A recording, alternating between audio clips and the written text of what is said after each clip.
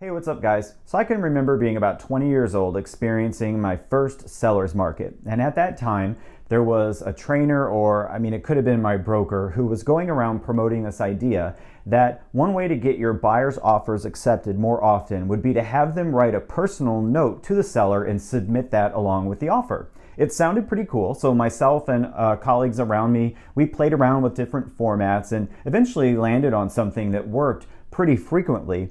And it actually worked so well that it became just a standard of practice, just an item on the checklist. And every time we represented a buyer, we had them write a letter and submit it with the offer. And we eventually didn't even think about it anymore. But things change and markets change, and eventually we hit the Great Recession. And when you're in a buyer's market, you don't need to worry about that so much. Although lately I've noticed it reemerging, because for the last several years, most parts of the country have, again, been experiencing a strong seller's market. And I've watched as agents newer to the business have rediscovered this idea of writing a letter to the seller and watching them experience it work in the field. So I've got two examples here of real letters that were recently submitted to sellers. One follows almost exactly the format that myself and others in my office used back in the day. And one is an example of a letter I would never allow a buyer to send along with their offer. And so I want to read them to you, okay? So the first one is the good one. You see it's handwritten. I don't know if you can see that, but what I'm going to do is take both letters and I'm going to attach them to this video so that you'll be able to see for your own eyes. This is the good one, okay? Dear Mr. and Mrs. McChesney, thank you so much for letting me see your home today. It's beautiful and very well cared for. I love the courtyard and patios. I can picture starting the day with a cup of coffee out there. My family will be close by, and I know I won't be able to keep them from the putting green. It's a beautiful home, and hopefully I'll be able to have wonderful memories there. It feels like my forever home. I hope we can work something out. Signed, Claudia, the buyer. Now, the cool thing about this letter is that when it was submitted in Austin, Texas area, the seller made an emotional connection with Miss Claudia here and chose her offer over another offer that was, I could be off on the numbers here, but if memory serves me correctly, it was about $15,000 higher, the one that they passed up, just so that they could work with Mrs. Claudia here, who they made an emotional connection with through this letter.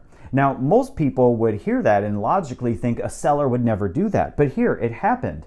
And so what I'm suggesting is that if you've never heard of the idea of sending, it's sometimes referred to as a buyer love letter along with the offer, then definitely start putting this into play, and you'll be able to look at the attachment later on at the bottom of this video so you can follow the format. And if you've been around for a while and you've seen this done before and you haven't used this technique in a while, definitely pull this out of your toolbox and use it, because it definitely still works. Now, the bad letter. Let's talk about the bad letter. First of all, again, it's not handwritten. This one is actually so long that I had to go, I can't read this whole thing to you. I had to go through and highlight just some of the worst parts. So what I'm going to do before I post this video is I'm going to go highlight not only the parts that I think are awful, but my comments about them. So maybe you should blank out the names. Dear Mr. and Mrs. Vinson, my name is, probably shouldn't say the name, and my husband and I wanted to reach out to you personally regarding your property on Sunglass. We were both born and raised in Austin and have been living on the east side for the last 10 years. My husband is a graduate with a communications degree from the University of Texas at Austin. And clearly, he did not write this letter with the communications degree, because it goes on to talk about basically their entire educational history. Like, who cares, right? Then skip forward. We wanted to give you some personal information on ourselves. Like, more? Okay. In an effort to help you understand us and where we are coming from, as we would like to put in an offer on your home. Okay, we get it. With all this being said, like, all what? All of this mumbo jumbo being said, we would like to make an offer on Sunglass for $275,000. Now, we know this is below your asking price, but we have a few points we would like you to consider before making a decision on this offer. Thank you for sharing your appraisal with us, and we do take note of the fact that it is higher than the offer we are making you. On top of initial daycare costs that we will incur, we're also thinking long-term for our family regarding educational opportunities.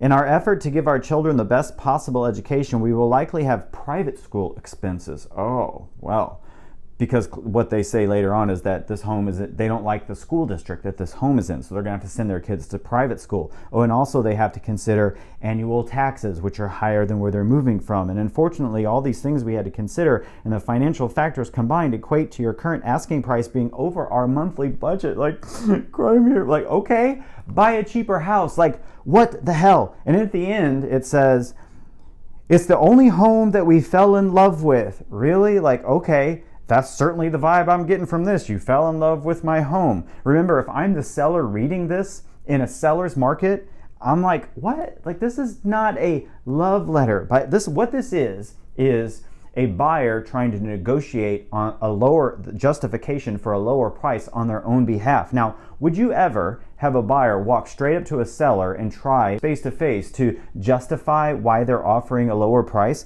Well, I know you wouldn't, but isn't that what this letter is doing? It's trying to do the same thing. So now I don't want to make light of the fact that they're trying to take care of their financial future so that their child can go to a private school and have a fantastic education. That's all noble stuff. My point here is that it's not helping them at all in their cause of beating out another buyer, because guess what? There were a few other offers on this particular listing, and guess which offer didn't get accepted? So it wasn't this one, okay? So if you've never heard of a buyer love letter, well, now you've got a new tool for your toolbox. So on your next buyer client, you can help their offer be more competitive when they find their dream home. And if you've heard about this but have just forgotten about it, consider this your reminder to bring out an oldie but a goodie, because it still works. And in either case, you've got an example, one really good and one really bad. So when your buyer structures their letter, they're submitting something to the seller that's more likely to actually work. Well, you guys, thanks for your time. Thanks for watching. Please scroll down, hit the like button, leave me a comment. Let me know what you thought about this week's message. And my name is Jason Edwards, and let's go think bigger this week.